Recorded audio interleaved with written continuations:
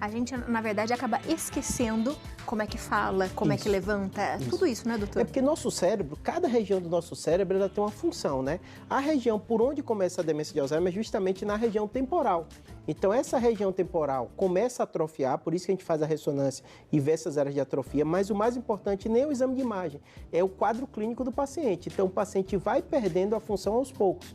Começa com isso, depois às vezes é comportamento, né? Quem não conhece um familiar, alguém conhecido, então às vezes a fala piora, o comportamento vai alterando, né? Uma série de coisas. E posteriormente, na fase mais avançada, a pessoa perdeu já várias capacidades cognitivas. Doutor, a gente sabe que tem muita pesquisa sendo feita sobre o tema, mas já se descobriu a causa do Alzheimer? Isso. A gente chama de ser multifatorial. Então tem alguns fatores de risco que a gente sabe, e é o clássico que aqui no seu programa você fala o tempo todo, né? As doenças cardiovasculares aumentam, a obesidade, a falta de atividade física, né? Parece que todo médico que vem aqui repete esse mantra, mas é porque é verdade, tem evidência científica. Eu falo até com os pacientes, a gente não está falando por falar. Você tem que controlar a pressão, tem que controlar o açúcar, tem que controlar a diabetes, né?